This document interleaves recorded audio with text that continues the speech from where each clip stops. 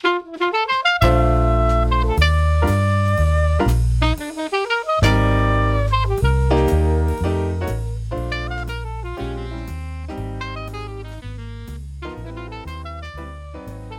what's good, Jazz fans? Welcome to Jabber Jazz, your home for ad-free Utah Jazz basketball talk from an analytical emphasis and from a Jazz fan perspective as well.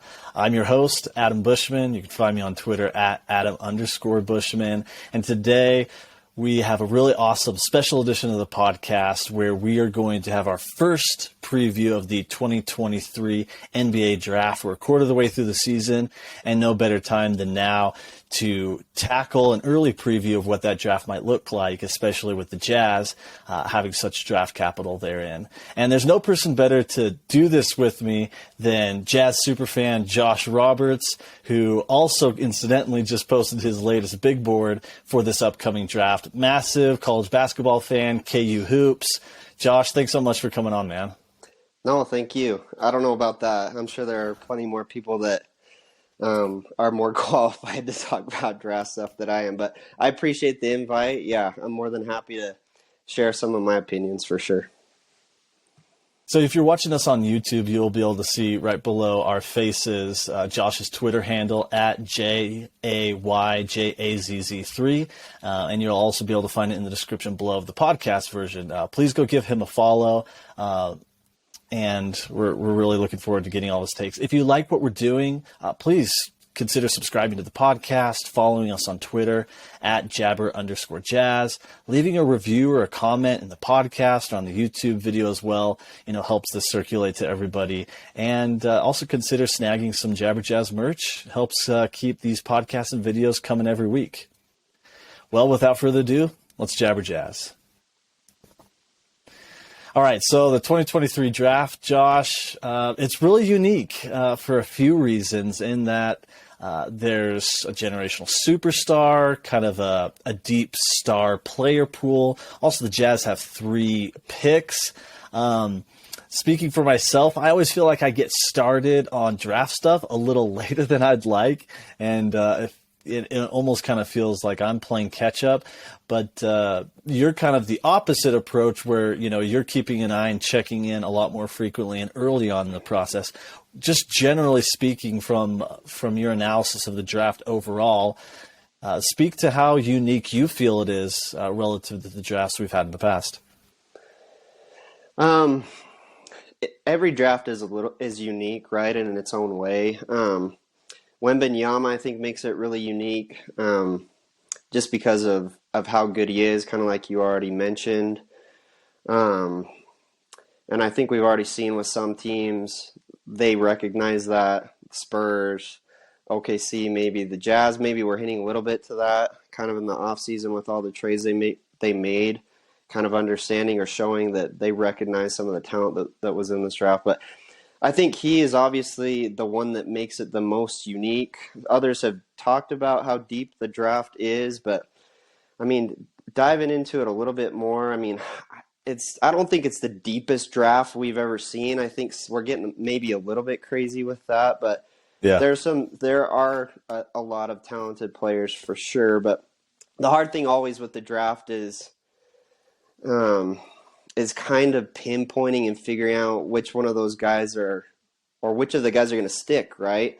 Yeah. Because they're not all going to hit. We can go through guys we really like, and you're not going to get 100% in the draft. There's not going to be 15 superstars, all-stars, all-NBA guys that are going to come out of a draft. That never happens. The best ones, looking back, you maybe have a handful, right? 4, 5, 6, maybe.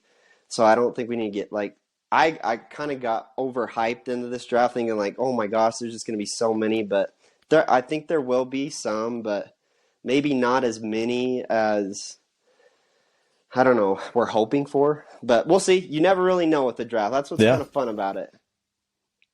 Yeah, I 100% agree. And, you teed it off kind of right up there. Josh's big board, if you're watching on YouTube, you'll be able to see as we go through all the players that he has ranked and grouped together in tiers.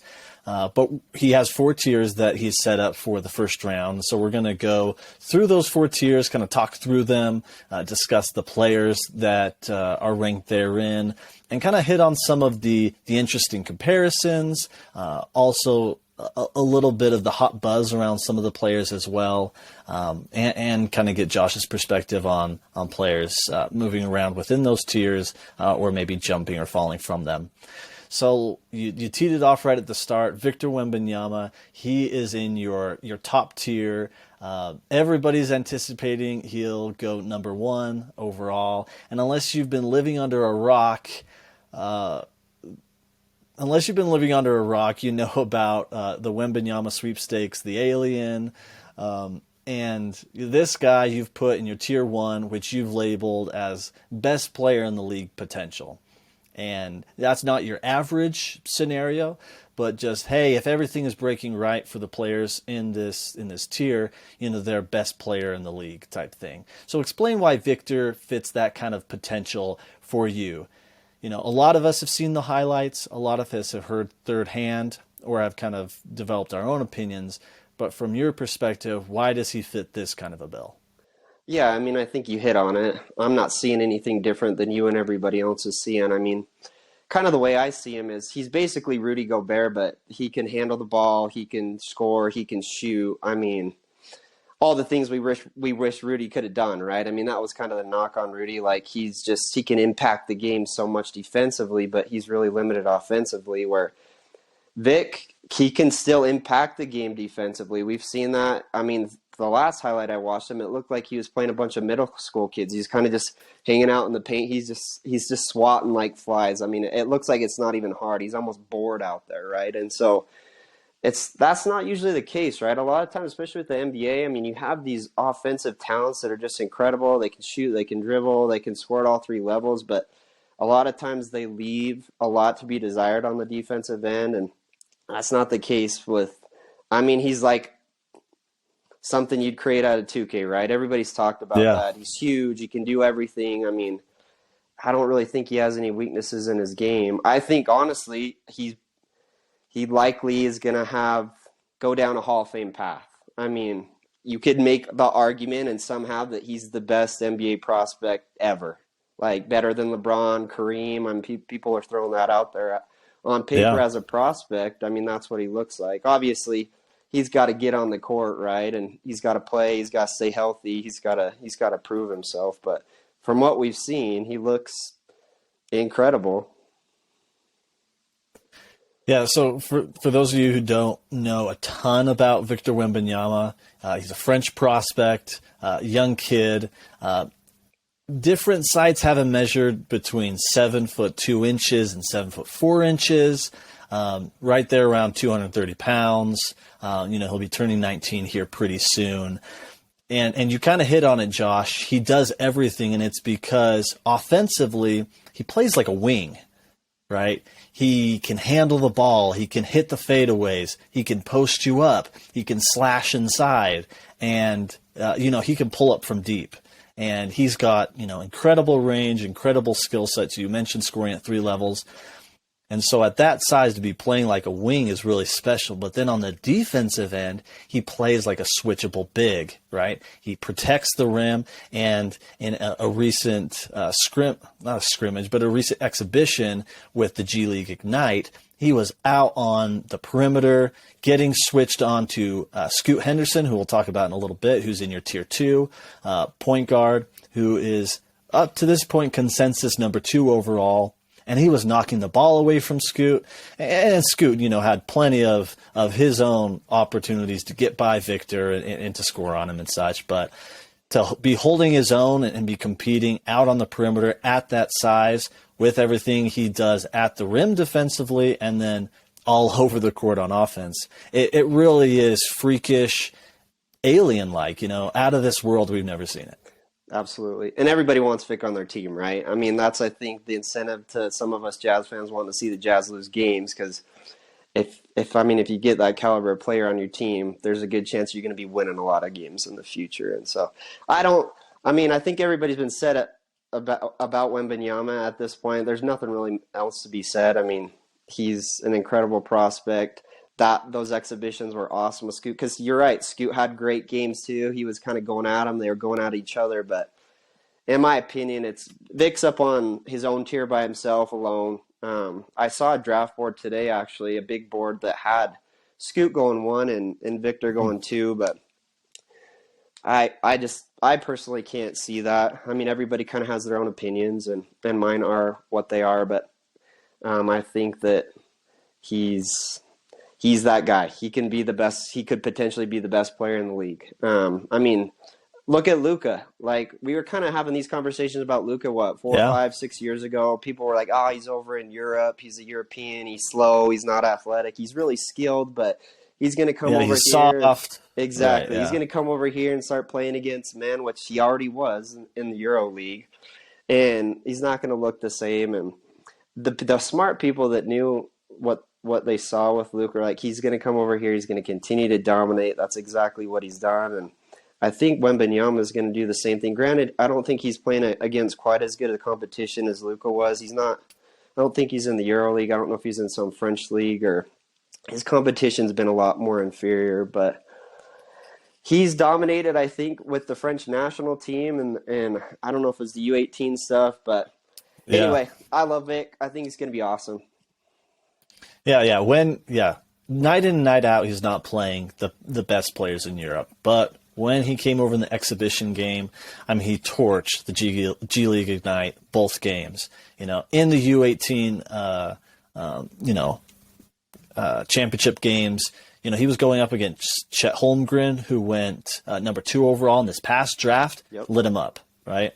So when he's been facing the best competition, he's absolutely showed out and displayed all the skills. Now you pegged it, Josh. Unfortunately, there's only one of this guy in this tier, as we know now. And for a team that has a single pick in the lottery, your best chance at securing that number 1 overall pick is 14%, meaning 86% of the time you are missing out on Victor Wembanyama. Right. Now, the Utah Jazz having potentially a couple picks in the lottery, in addition to the Orlando Magic, who are likely to have a couple picks in the lottery, those odds can improve a little bit, but ultimately, more times than not, you're going to be losing out on Victor Wembanyama. So we're going to focus most of our attention here on Tier 2, which I'm really excited about. Just a reminder, please tune into the YouTube version. You'll be able to see Josh's big board. You'll be able to see us talking about the players as well. So let's talk Tier 2 then. So you have Scoot Henderson, number 2 overall, Amen Thompson of the Overtime Elite, number 3, Cam Whitmore, Villanova, number 4, Osar Thompson, number 5, again, Overtime Elite, Nick Smith Jr., Arkansas at 6, Brandon Miller, Alabama at 7, Anthony Black, Arkansas. That's Tier 2. You've kind of labeled this your all-NBA potential group, that, hey, everything breaks right for these guys. That's the type of potential they have. Obviously, your average outcome, for several of these, are going to be flat out misses, not in the league in 3 years. And some of them will carve out long careers as role players and such, but that's the type of potential we're talking about in this group. So I wanted to ask you, as we kind of look in the main area where the Jazz are likely to either draft or have a position to maybe scoot into the very end of it, if they make a lot of their assets available. Instead of positions or needs the Jazz maybe want to fill, what styles are you looking for? What styles of player archetypes do you feel, hey, that's the archetype that we need in the league? That's the player you can't have too much of. This is the skills that translate to a long, successful career, or that most match up to this all-NBA potential. What kind of stuff are you looking for from that point of view? Yeah, I mean, everybody's looking for wings, right? I mean, I think we've been talking about that. Guys, everybody, NBA heads have been talking about wings for the last probably 5 years or so, and that's what the Jazz really need. But if I was the Jazz, I mean, I'm looking for a number 1 option, essentially. That's my top priority, is you got to find a guy that can essentially hopefully be a top 10 player, somebody that can carry your team to the finals, right? I mean, Jazz fans, we know playoff success and mediocrity and regular season success, and some fans, they love that, right? They love going to the playoff games. Me personally, I would love to see a championship at some point before I die, and Oh yeah. you gotta have a top 10 player to get you there, right? And Danny's traded and got us a bunch of really good pieces, but we don't have that on our team. Some people are hoping that Laurie maybe makes a jump and becomes that, but I don't see it really. And so hopefully if the Jazz can squeak their way into tier two, that's what they should be looking for, right? I mean, that's what everybody's looking for. You're looking for a generational player, somebody that can change your franchise. You're looking for LeBron or KD or Magic, or you're looking for those guys. And I think we kind of already talked about that's what Vic is. But yes, in this tier, I think there are some guys that have that potential. Um, Now it's coming down to finding who they are. I mean, Tony Jones threw out a comparison of Brandon Miller on Mm. social media, comparing him to Paul George. And Jazz fans know that draft really well, right? The one Oh with yeah. Gordon Hayward. And Hmm.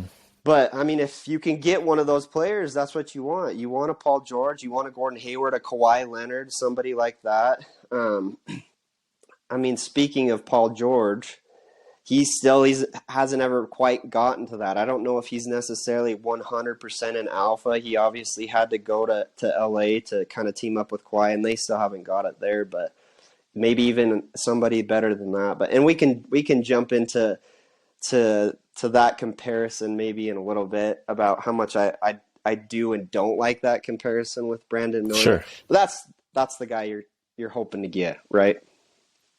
Yeah, yeah, I would agree. The league is continually trending, positional size and a scalable skill set.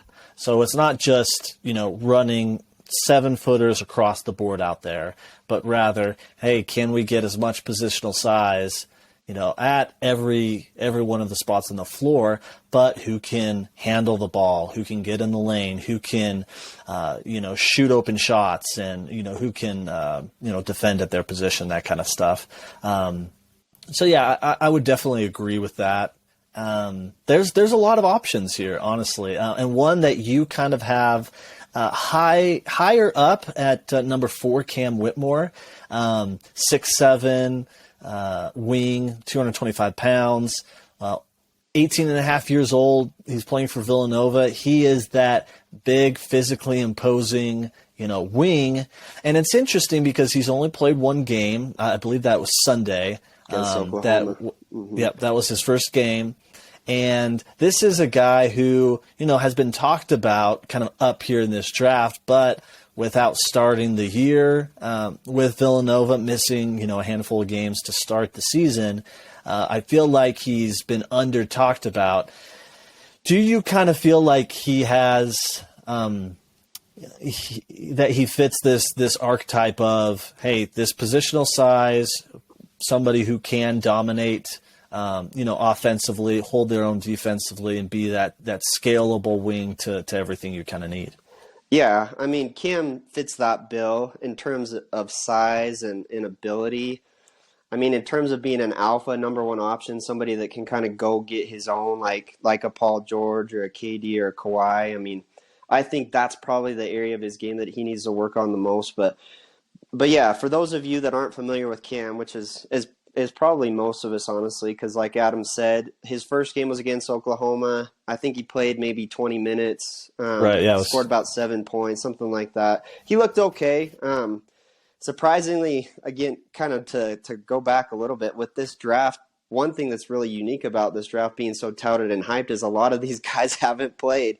Dariq Whitehead has kind of just gotten back into it. Khalil Ware, Derek Lively, Cam Whitmore, Nick Smith Jr. We'll kind of talk about some of these guys, but some of them had kind of minor injuries that they've held them out for, or weird stuff like that. I think Jalen Hood-Schifino just had a weird back injury last week. He's probably going to miss some time, and so that's been kind of a bummer because a lot of the guys at the top of the draft aren't in college, right, that we watch that much. You got Vic, and then you got Scoot. You got the Thompson twins that are in the G League, or the Thompson twins, sorry, they're playing for Overtime Overtime Elite. Elite. Yeah. And so it's like not everybody watches those, but people have accessibility to college, but we haven't been able to see a lot of these guys. And that's, yes, the case with Cam too. But the nice thing about Cam is there's a ton of film on Cam. You can see his U18 America, his FIBA basketball stuff. In my opinion, watching that film, out of all of those guys that were on that team, in my opinion, Cam was the best player on that team. And you could argue that. That's my opinion, obviously. But his film popped the most to me. Like Cam is an explosive athlete. I think that's kind of the biggest draw and appeal to Cam is he is explosive. Like he can get on top of the rim in a lot of ways. He can do it his own. He's a lob threat. He's a pretty good slasher to where guys can find him, and he can dunk on top of your head. His handle, I think, needs a little bit of work. I think it's gotten better just watching the little bit that he played in Oklahoma. But yeah, he's my favorite guy. That's not Victor Wembanyama, and everybody kind of has their guy. I mean, we'll see if Cam can become that type of player in the league, but I'd keep my eye on him. I've got a couple of games for Jazz fans maybe to watch. I think Villanova's got a game against UConn coming up that will be fun to see him play against a ranked team, a really good team. Yeah. But we got to see more of Cam. I'm excited to see more of him. But yeah, I like Cam a lot. Yeah, he's an interesting guy because I kind of feel like with several of these guys in international or some of these other leagues who have been playing for months now and have been getting all of the highlights and the buzz on social media, and then not starting the season, and Brandon Miller's showing out, Anthony Black is turning heads, Gigi Jackson, we'll talk about him in a little bit. Yep. I kind of feel like Cam is a little bit just getting overlooked. Yep. And with you having him fourth on the board, that's the type of guy I wonder if he has a good showing out in college, but doesn't necessarily pop because people didn't have eyes on him from the beginning of the process. And you might be seeing him slide to 6 or 7. And then all of a sudden, like, that's just a no-brainer type thing. So I don't necessarily. So this is my opinion on Cam. I don't think Cam honestly needed to play a day of college basketball. If Cam's injury would have kept him out, I still think he would have gone top 10. I probably would have taken him top 5. Like I said, yeah. People know who Cam is. He's an All-American. Like, people have seen Cam. Like, they know who he is. But the kind of the funny thing this year is we are digging into the draft a little bit earlier than people typically do. I do.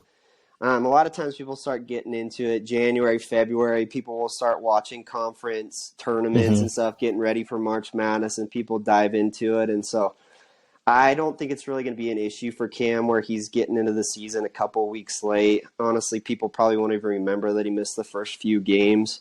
Yeah, that's right. And so I think Cam's that talented that he's going to be a high draft pick regardless. But yeah, there's always that risk, and we'll have to see. Obviously, guys got to stay healthy, right? Because we see that every year. Guys will slide down draft boards a little bit, like you said, because of injuries. As long as this doesn't linger, he doesn't have any issues, I don't think it's going to be a problem for him. I think he's going to be up there at the top of people's boards. But yeah, I mean, or the other thing that could potentially make him slide is he doesn't show out as well as we would maybe expect. But again, I don't really see that either. I mean, he looked better than Derek has. Derek has struggled a little bit to kind of get back into things. Khalil Ware, same thing with his injury. Derek Lively, they've had really slow starts. They don't look very comfortable. I think Cam's going to be fine. So some of the other wings here in this draft, we mentioned the Thompson twins. They are playing for Overtime Elite. You've probably already seen quite a few highlights from them just because they've been playing for quite a while. They did a tour over in Europe. They've been doing a ton of stuff here domestically as well. So you've got the two twins, Amin, who kind of fancies himself a little bit more in that guard role. He will dominate the ball. Wicked passer. Whereas I feel like Asar is a little bit more of your off-ball wing type, a little bit. I think he has maybe a little more crisp shot. I mean, they're both not excellent shooters, but I think Asar maybe comes a little more natural to him. But they're both just incredible athletes. People have, compared to the level of athlete of Vince Carter, Tracy McGrady, those kinds of players, lofty comparisons, but you look at them and, it's just effortless. So these guys are, 6'7", they're not yet 20 years old. Now, what's interesting is Amin is usually kind of slotting right into that third overall pick on most boards, whereas Asar, who I kind of see as a little bit more leaning on the wing type versus lead guard. I've kind of been observing that Asar can oscillate between pick 5 and 7 almost, and you currently have him at 5. So only a gap of 2 positions on the big board. Do you feel like, am I translating your board correctly in that you feel like they are pretty close facsimiles of each other in terms of the type of prospect, high level prospect you're getting? And do you kind of feel like with a 3 to 5 pick gap between them that Asar could really be the value? Yeah, I mean, that's a good question. I've been a little bit more impressed with Asar than Amen, just in kind of the recent performances. Amen is statistically over at Overtime Elite this season. He's struggled a little bit, especially with his shot. I mean, when I look today, I think he's shooting like 20% from 3, something like that, where Asar is shooting like 44, 45%. Granted, these are small samples. They're only for about 5 games over there. I think Asar's only got about 16 attempts up to this point. But just watching film and highlights, I think his shot looks good, honestly. A lot like Cam's. I've heard some people, they have some concerns about Cam's jumper and Asar's jumper. And I'm not that worried, honestly. And so this might be my hot take. I might at some point have Asar in front of Amen. At some point that would indicate a big potential value then, because I would be surprised if Asar, just based off of I guess the narratives that have been built thus far, there's no way Asar's going over Amen at this point. And so if you kind of feel like that he could slide ahead of him in your board as things go on, I think that could be tremendous value potential. Yeah, they're both really good players. I mean, I think at the end of the day, that's what it comes down to. And yep, you're right. I'm definitely in the minority probably in my feelings there. And it's hard, I think, to kind of read into just a few games in this Pro-Am league that they're playing in, or whatever it is with Overtime Elite, to read in kind of statistics and highlight and stuff there. Yeah. But you're not going to get a bad player with either one of them. But you're right. Their archetypes are a little bit different. Amen has kind of been pegged as he's an on-ball guard. I mean, as a playmaker, but Asar does a lot of the same things. He can play make too, maybe not quite to the extent of Amen, but yeah, you might see maybe Asar go 4 and Amen go 5, or you might see Amen go 3 and Asar go 6 or 7. I mean, in my opinion, this tier it's all interchangeable. I've got like 9 or 10 guys. They're all really talented. But I like Asar a lot. I think my comp for maybe Amen would be like all NBA level Ben Simmons back in 2020. I mean, Ben Simmons was averaging 16. I think he averaged 16, 8 and 8 and 2 steals. He was all defense, all defense, NBA. yeah. And granted, people hear the Ben Simmons word and they freak out and they're like, "Oh my gosh, Ben Simmons, he's a bust. He can't shoot." But it's just like, no, Ben was an incredible, top level player for a little bit there, for a couple of years. And I think Asar and Amen are already kind of ahead of him in their jumper, obviously, even though that's kind of what they get. That's their weakness that people point to a lot of times. They can pass, they can defend, they can shoot, they can do all of this stuff, or they can't shoot is kind of the knock, right? And Yeah. so, I mean, think of prime Ben Simmons, but I guess maybe with more potential, more versatility, more tools. Those are scary players, in my opinion. Yeah, at the very least, they're demonstrating a willingness to shoot. And if given the green light at the NBA level, if they're willing, and they got the green light, they'll take them. And you can see how, even on the Jazz, Talen Horton-Tucker, he is not a good shooter by any means, right? He's nearing 400 attempts for his career 27% three-point shooter. But you can already see that he's generating some gravity just by being willing to shoot out there, right? I mean, you see Jared Vanderbilt. People won't get within 10 feet of him because he never takes a shot. If one goes in, hey, props to you, Vando. We will not be closing out on you again, right? Whereas on Talen Horton-Tucker, he makes 1 3 in the game, and you're like, okay, we want to stay semi-attached to him within 5 feet, right? And so just being willing to shoot, that's part of why Ben has found holes in his game and has lacked confidence, is because of that unwillingness to shoot. Out of this tier, I'm curious, who are you scared might slip out of this tier for you? Who after we go along this process and we see more of them, who are you worried might slip out of this all NBA potential type tier? I think people are going to be a little bit surprised to hear this, but I would say Brandon Miller, honestly. And that, again, might be a little bit of a hot take. I like all of these guys. I'd love to say none of them because I feel pretty confident that these guys are all really talented. I mean, I can see them having a lot of success in the league, but the reason I would say Brandon Miller is, let's jump into that comparison that Tony made. We'll kind of go back. Shout out to Tony. We love Tony. Oh, yeah. He talked about how he saw Paul George and Brandon Miller's game. And in terms of their perimeter game, Brandon Miller, Paul George, I see it. Like, I can see the Paul George comparisons there. But the one thing that I think might hurt Brandon Miller is he's not even close to the athlete of Paul George, in my opinion. His first step is almost non-existent. Another guy that I'll kind of shout out and throw out to you guys is Keandre on Twitter. You can follow him. He's at Hoop Intellect. He does a lot of draft breakdown of guys. I think he does really good work. He just released one of Brandon Miller not too long ago, maybe a few days ago, and he touched on this. He's not great at creating separation, which is what push off P. I mean, that's kind of his signature move. Paul George, he can get past you with that first step, get into the lane, and then create kind of some of that separation there with that bump and he finishes, right? We've seen that for how many years from Paul George. He's just an incredible – Paul George can score at every level. Right now, Brandon Miller's putting up huge numbers because he's shooting lights out from three. Like, he's just shooting the heck out of the ball, close to like 50%. And I don't know if that's going to be sustainable.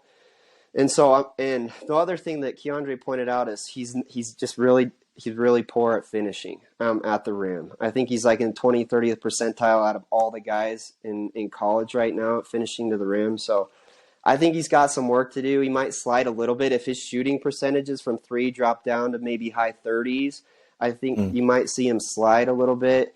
He's not a great athlete. I think some people really like him because his length, makes it seem like he can cover a lot of ground and he can create a little bit of separation by shooting over the top of guys because he's so big.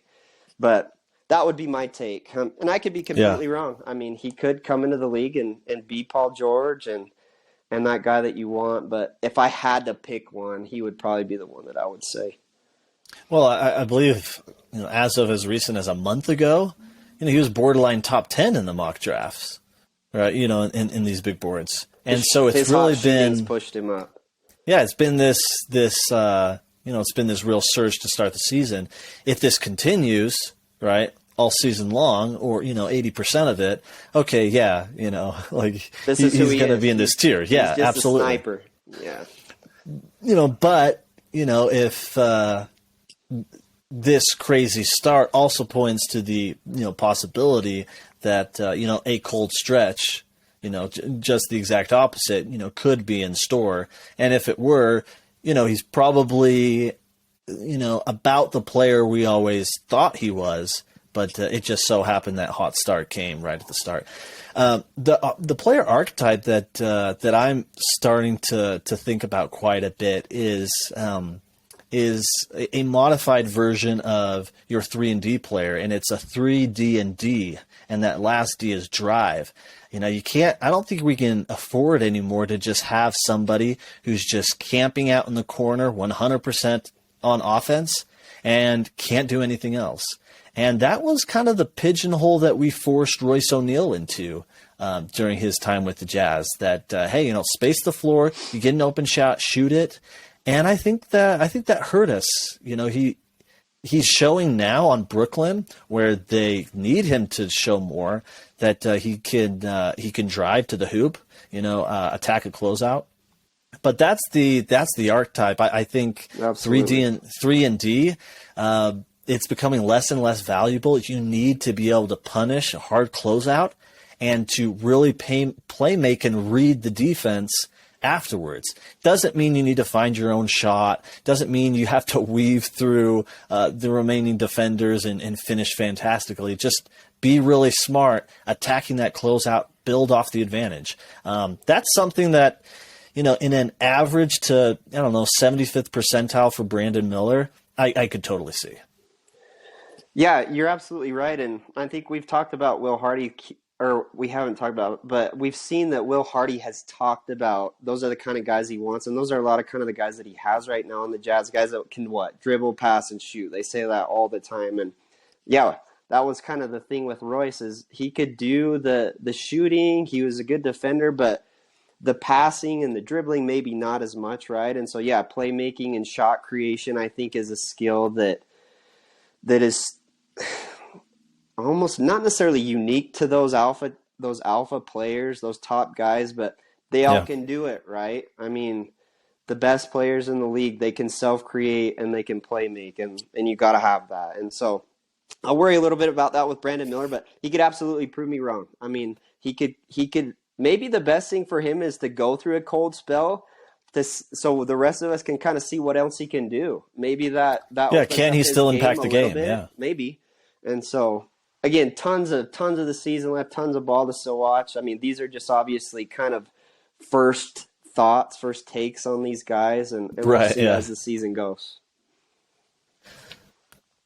So unless the Jazz win the lottery, right, they jump up from wherever they land with either the Minnesota pick or the Utah pick, if they're able to jump up into one of those top 4 spots. Other than that, I think you're probably looking at a best case scenario of being in that 6 to 8 pick range. Best case scenario, yeah. Yeah, best case scenario, meaning that, hey, the Jazz are able to, quote, tank, you know, enough of the rest of the season to where they have somewhere in the 5 to 9 best odds, and something happens to where, you know, they're able to scoot in that 6 to 8 range. I think that's probably best case scenario, unless you hit the jackpot. So given your big board and given where you know a lot of the mocks are, thinking about who might be available in a 6 to 8 range, given how high you are on certain players or therefore low on others, who would you be targeting in the 6 to 8 range? So on my board, and I've changed this a little bit, so it might be different than the one that you're showing, but on 6, 7, 8 right now, I've got Nick Smith Jr., Anthony Black, and Gigi Jackson. I would take them in that order. Obviously, depend on where they landed in that 6, 7, 8, 9. But if they were 6, I would take Nick Smith Jr. He also just came back. We kind of alluded to this a little bit earlier. And I guess one thing I kind of want to touch on with the Jazz and where they're at, I think Scoot in particular, which again, likely not going to get Scoot, and Nick Smith Jr. would kind of kill 2 birds with one stone for the Jazz. And what do I mean by that? You're getting potentially a number 1 option on your team, and you're getting a replacement for Mike Conley. You're getting essentially your point guard of the future in either of those guys that both have really high ceilings. I mean, a lot of people are comparing Scoot to Derrick Rose, Ja Morant. Nick Smith Jr. he's a little bit taller and lankier. haven't seen a lot from Nick yet. I haven't seen him play at Arkansas. I think he's been in 2 or 3 games. I've just watched highlights. Well, that last game, for some reason, was just impossible to find, right? He had a pretty good game. I can't remember who it was against, Saturday or something. But yeah, I mean, it's hard right now. The beginning of the year, they're on like the SEC network or ESPN Plus. It's hard. You have to see some of these games, and that's like another reason why people get into some of these prospects a little bit later when we start seeing them on CBS, ESPN, ABC, where people can actually watch them. Yeah. But yeah, I would take Nick. I think he has a really high ceiling. People like him. I mean, a 6'5" point guard. I mean, you were talking about that size at every position. You don't have a little Donovan Mitchell, 6 foot, Mike Conley guy. I mean, you got 5 inches right there, which gives you Right. the option to defend. It gives you the length there. Nick, at least on some of the film that I've watched of him, he's not quite as explosive as an athlete as some of these other guys. Scoot in particular, I guess if we're comparing to kind of point guards, he's kind of more. He seemed a little bit more kind of Or shifty. not necessarily shifty. He seems very kind of calm in control, kind of okay. more of a heady type guy. Granted, he can still get on top of the rim with his size. That was kind of my first takes of him, but he's probably the guy that I have number 1 in terms of wanting to see more of. I want to see more of Nick, but I know that people love Nick and they're super high on him. Let's another shout out to Tony. Tony threw out another comparison, NBA comparison of Anthony Black. He threw out Sean Livingston before his injury. And when I heard that comparison, that one I really loved. I could see that quite a bit. I mean, Anthony Black had an incredible Maui showing. He looked super good. I think it was the Creighton game where he was everywhere. Defensively, he was getting out in transition off the steals, dunking it, defending. He was making just beautiful reads, passing the ball, everything. I mean, again, kind of the weakness of Anthony Black is his shot again. That's what people are worried about with Scoot, with the Thompson twins. Like, come on, guys, it's the NBA. We got to be able to shoot. It's the 3-point error, right? But, I mean, I think he's a little bit farther ahead. Tony said this than Sean Livingston was with his jumper. And even Livingston got super deadly. I don't know if you guys remember with that little mid-range jumper. It was like, it felt like he shot like 85% when he get in the paint. And anyway, Anthony Black is a guy that I really would like for the Jazz. I mean, if you can kind of imagine getting a Sean Livingston player with the hype that Sean Livingston had kind of coming out of high school, he would be a fantastic get. And then let's talk about Gigi for a second, because I think people are in love with Gigi. And in terms of the Paul George, I like that a little bit better for Gigi, in my opinion, just because he can create a little bit better for himself than Brandon Miller can, in my opinion. He's more of that, like, throwing the ball and he's going to get a bucket for you, right? I don't think Brandon Miller can necessarily do that yet. And that's kind of your top guy, your Donovan Mitchell type player. That's what Donovan was, what we loved him for. I mean, you could get him the ball and Donovan would just go crazy. He'd take over a game. He'd score 35, 40. I mean, he could score 15 or 20 points in a quarter. I can see that potential with Gigi, and that's why I think people like him. It's a little bit harder to kind of get an evaluation of Gigi in terms of like his ability to defend and things like that, because he's on a bad South Carolina team, but Gigi's really long. I mean, he's like, I thought he was like 6'8", 6'9". In that video that I think they recently posted that people were talking about on Twitter, they said he's 6'10", and he's only 17 years old. I mean, he's really gifted. And so there's definitely some appeal there with Gigi. All these guys, again, we're talking about what? Nick Smith is a huge point guard. 6'5". Anthony Black's kind of a combo guard. He can play point guard. 6'7". 6'7". Gigi 6'10". I mean, there's that length that you're talking about there. I would love any one of these guys on the Jazz. Out of the three, I think Gigi probably is a little bit better at self-creation. Yeah, so Gigi is really interesting. When you originally posted your top 30, I think this was a few days ago, right at the start of December, and you originally had Gigi in tier 3, right at the top of tier 3. You had him at number 10, and I was going to ask, which of these guys do you anticipate leapfrogging into that tier 2? And it was awesome that we hit it with Gigi. You mentioned that video. What was just crazy to me is he wasn't hitting his shots, but you could see just how much separation he was getting off the dribble, and it was just compounded by his size. It was really, really incredible, really, really impressive. If you look at the mock drafts, he's everywhere right now. You see him in the mid 20s, right at the end of the lottery, and some people are seeing him in the top 10 now. So he's really like 3 or 4. So he's really, really everywhere right now.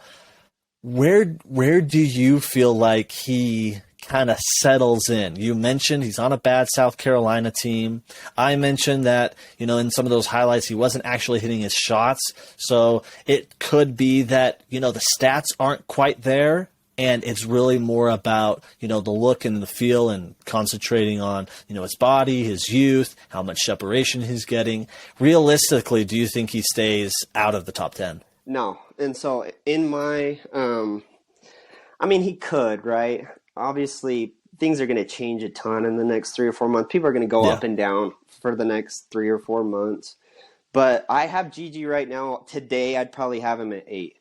And I felt pretty good at having him at that spot.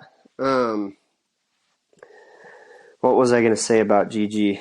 I was mentioning the separation. Maybe we're going to touch on that. Yeah.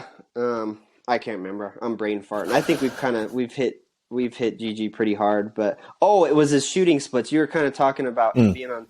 So his shooting splits aren't bad up to this point. He's shooting 42% from the field, which it's not great, but it's not terrible. Yeah, it is college, yeah. He's shooting 37% from 3, which is okay. A little bit lower from the free throw line, so he's shooting 65%. So 42, 37, 65, which that's not bad. It's not great. It's okay. And so, he's going to be the one that the opposing team's best defender is going to guard. Their whole entire scouting report is going to be on Gigi, right? That's going to be even more of kind of an advantage for the opposing team and disadvantage where he's on a bad team. It's like, we stop Gigi, we're going to beat South Carolina. That's kind of how it is on the schedule. And so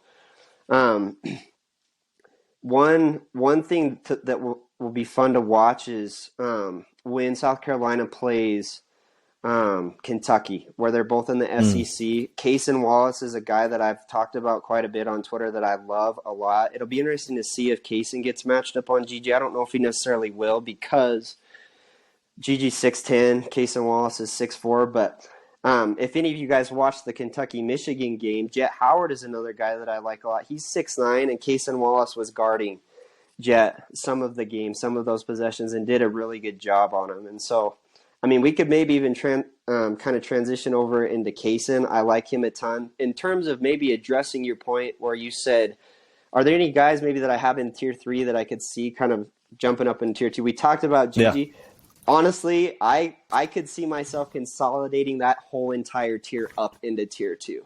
Jarris Walker, Cason Wallace, Brandon Miller, I think I kind of have in between those 2 tiers, and Gigi. I think they all can do some really special things. But in terms of talking about Cason, he reminds me, and I tweeted this out a couple of days ago, he reminds me a little bit of Mikal Bridges in the sense that kind of the way he looked at Villanova. He's not quite as long. I think, what is Bridges? He's maybe 6'6", 6'7". Yeah, he's pretty tall. And Cason's not quite that long, but Cason reminds me a lot of Mikal Bridges and Drew Holiday in the sense that those guys aren't necessarily your number one options, but they're winning players, right? We saw that Drew was the missing piece for Milwaukee to get their championship.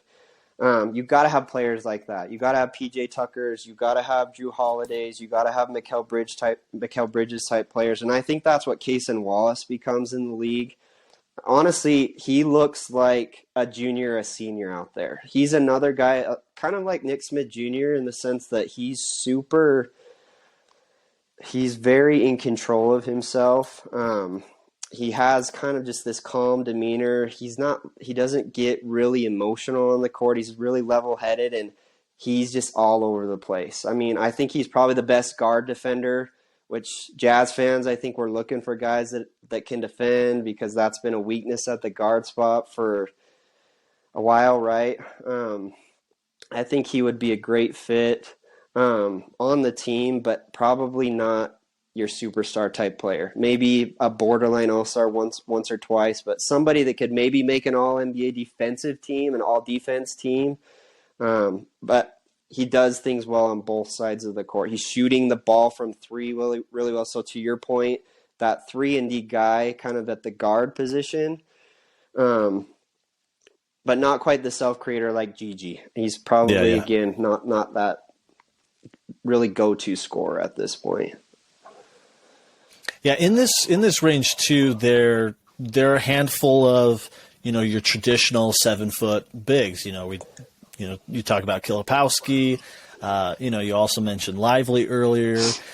Are you higher on any of these guys relative to Kessler? And what's your opinion on essentially having your full rotational center spot be your traditional rolling big, drop back big on defense, as opposed to what we've been seeing where, hey, half the game we get stretch five, pick and pop, passing Olynyk, and half the game we get rim rolling, drop back to the rim and defend the cup.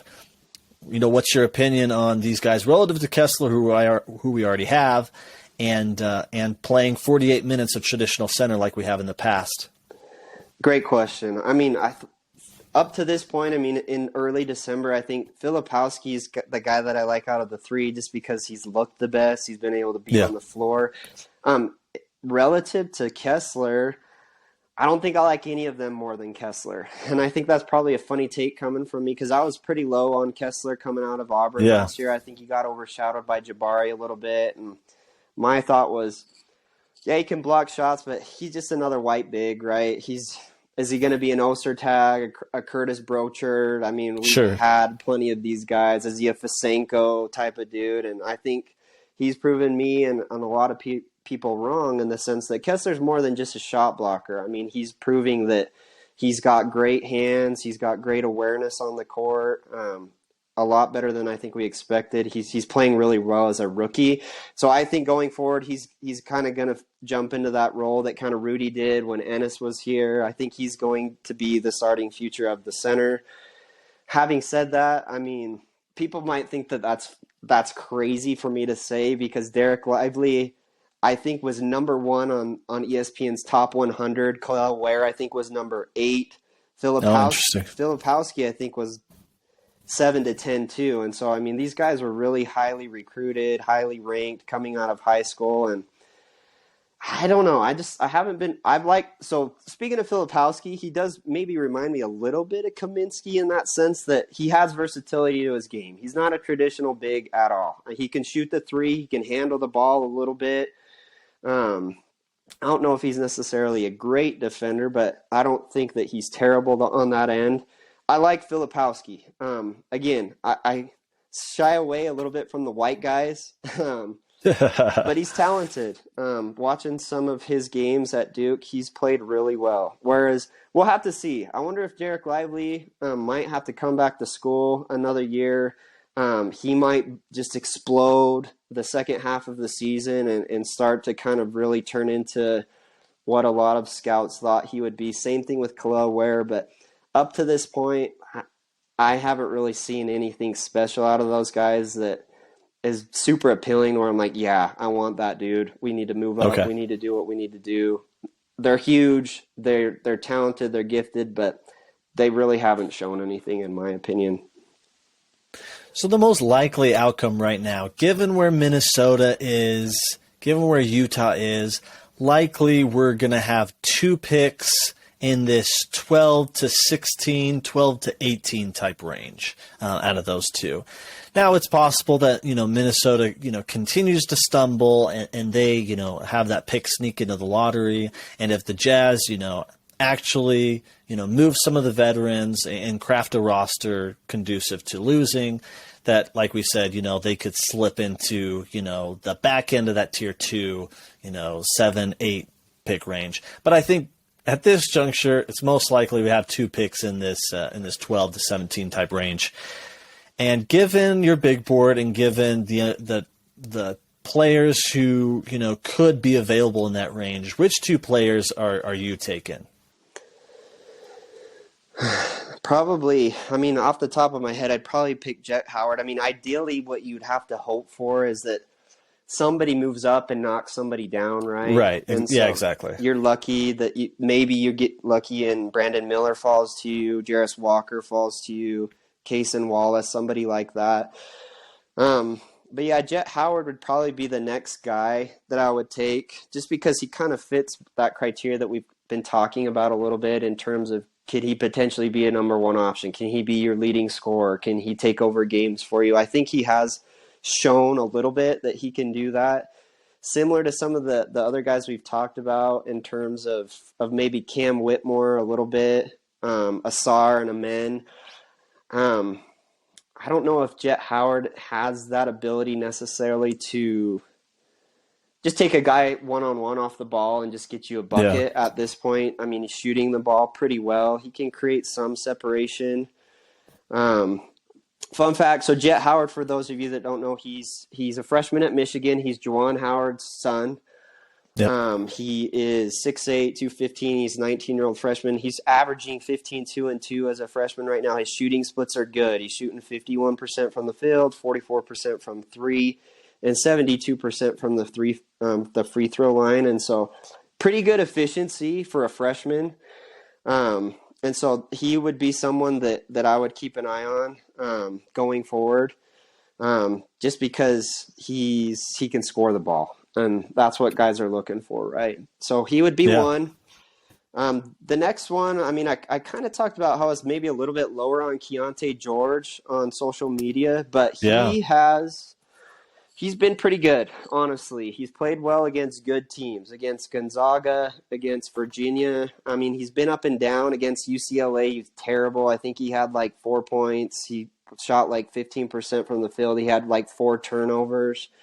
He might have fouled out of the Virginia game. And so he's been a little bit up and down, but he's another one that was on, I'm pretty sure Keontae George was on the U18 FIBA team with Cam Whitmore, Nick Smith Jr., with those guys. Really highly recruited, touted freshman. Keontae George plays at Baylor. He's a 6'4" guard. He would probably be the next guy that I would look at besides Jet Howard in terms of the potential, right? We could throw out a whole bunch of other names, but I think they're likely probably more role players. One that I haven't mentioned that we really need to mention, I think I'm really low on him, that this is maybe kind of a blessing in disguise for the Jazz that falls into their lap and potentially becomes a star. Their number 1 guy is Dariq Whitehead. Dariq Whitehead is another guy that a lot of mocks preseason had him going 3 or 4. Like Dariq, people really like Dariq, but same thing. He's been injured. He's just barely kind of getting back in the swing of things. He really hasn't played very much for Duke. They've had him coming off the bench. He played like 6 minutes one game, 12 minutes. I think his last game he was up to about 20 minutes, and they finally had him starting. And so I think he's getting back into the kind of the swing. He would probably be the one that has the most star potential that the Jazz could potentially get if he kind of is sliding still. Yeah. I don't know if that right now people have him. I have him kind of down in the teens on my mocks, but if Dariq gets rolling, he's probably going to shoot right back up to kind of where he was preseason in that top 5, 10 top 5, top 10 spots. We'll have to keep an eye on Dariq. Well, that kind of speaks a little bit to, hey, if Dariq, falls, out of, where he was historically mocked, that's an opportunity for the Jazz. He'll be, slotted right to where we're going to have some picks. Whereas, if he climbs back to where he was and G.G. Jackson's ascending and people like Jet Howard and stuff, it's unlikely that Casey Wallace could slide into the top 10, for example. Yep. So it'll be really interesting to monitor. And as we look into tier 4, this is a wide tier for you that stretches from 17 to the end of the draft. There's a few small guards in here. There's wings. There's also the centers. We talked about where. What I'm interested here is the Jazz are likely to have a mid-20s pick. Something around the 23 to 26 range. It being that the worst pick of that Philadelphia, Houston, and Brooklyn pick. It's probably going to be mid-20s, somewhere around there. And then the Jazz are going to have, that second pick of Minnesota, Utah, that's going to be in that 12 to 16 range. My question here is there enough separation between tier 3, which you've kind of labeled as all-star potential, and then tier 4 starter rotation level potential, to where if you had, say, the number 18 pick and you package the 18 pick and that mid-20s pick to move up 3-4 spots to get to 15 or 14, and that puts you, per your big board, in the Grady Dick, Chris Murray range. Is that worth it to you? That's a good question. I think easy answer would probably be no. If it's just for Grady, I mean, Grady's ceiling is so Grady Dick is he's a sniper. Plays for your Jayhawks, right? Yep. Grady plays for the Jayhawks. He's about 6'7", 6'8". He's kind of like a 2-3 guard that he can just shoot the heck out of the ball. And so, I mean, his ceiling is that Kyle Korver, Klay Thompson, J.J. Redick type of guy maybe in the league. Grady might prove to be – he might show that he can do a little bit more maybe with the ball, but that's kind of where I see him right now. And those guys are what? Really important role players, right? They're not going to be a guy that's going to be a number 1, number 2, maybe not even a number 3 option on your team if you're a contender in the playoffs. And so I don't know if I'd necessarily consolidate those picks for Grady. I would maybe see if he falls and take him. If you're going to consolidate, I would maybe try and take more of a flyer on a guy like Terrence Arsenault or Leonard Miller, who plays in the G League. Again, we're getting back into some more of these kind of 3-and-D wing archetypes. So that's probably what I would do if I would consolidate. But if to your point, if I'm the Jazz, I probably would look to do that anyway, right? Because I don't know if the Jazz really want to have 3 first-round picks, 3 rookies on their roster next year. I think that's a nice option to have if you're strapped in terms of cap flexibility, but that's not really the Jazz, right? They're going to have a ton of cap flexibility next year. Right. Maybe they do, though. Maybe they just take 3 kids, they bring them to camp, and they see which one. Can we get 1 or 2 of these that are going to hit that we can maybe take going forward? Maybe they trade both of those picks and throw that at an asset, a player that's already in the league, bring a better guy back. I have no clue what they do. My gut feeling is I doubt they're going to draft all 3. Yeah. So I would look to hopefully our first or our best pick kind of falls around 10-ish, 8 through 12, and then maybe you can trade those 2 further picks back to move up into the late lottery. That's probably what I would do. Yeah, I like your train of thought there. The other interesting wrinkle about this tier 4, kind of this, latter end of the first round, is you kind of have a string of, your small guards. You've got Marcus Sasser, you've got Tyrese Hunter, and you've got Javion McCollum. These are all 6 foot, 6'1", small guards. Some are very dynamic with the ball.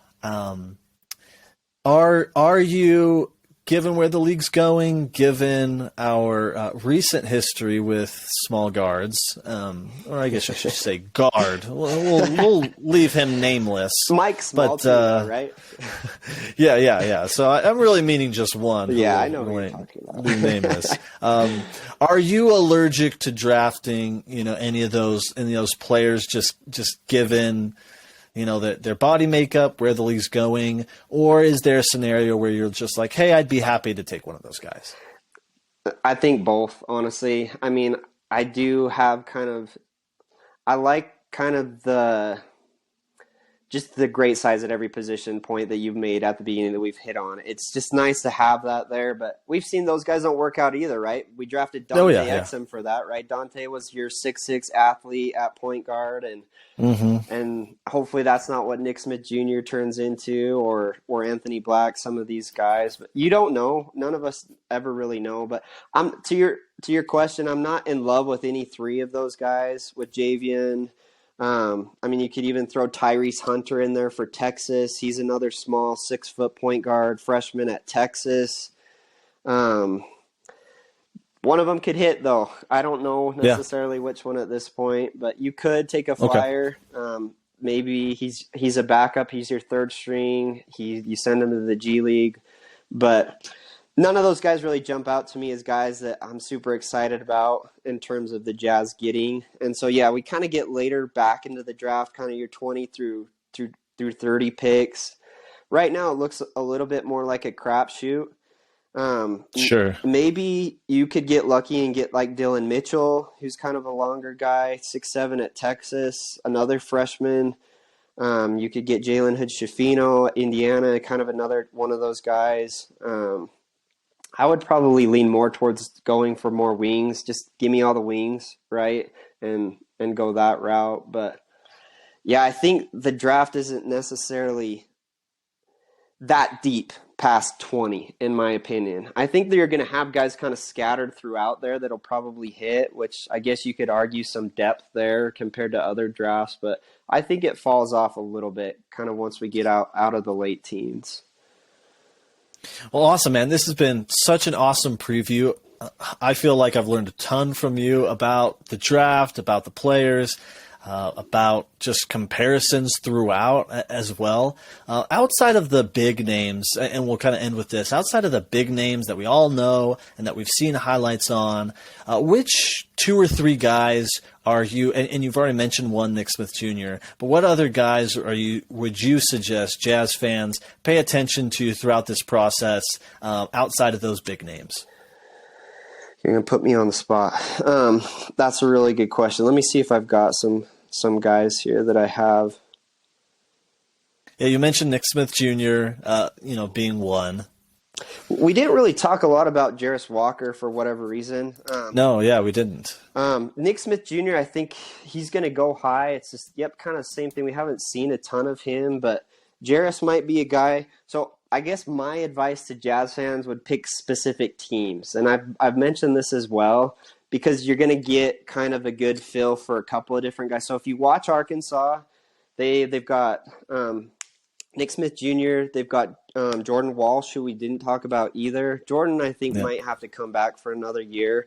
And they've got Anthony Black. So Arkansas games, you're watching 3 potential lottery picks. Kentucky with Cason Wallace, Chris Livingston, that's probably the guy that I would throw out there in terms of maybe someone that people aren't as familiar with. Chris Livingston has had a really slow start.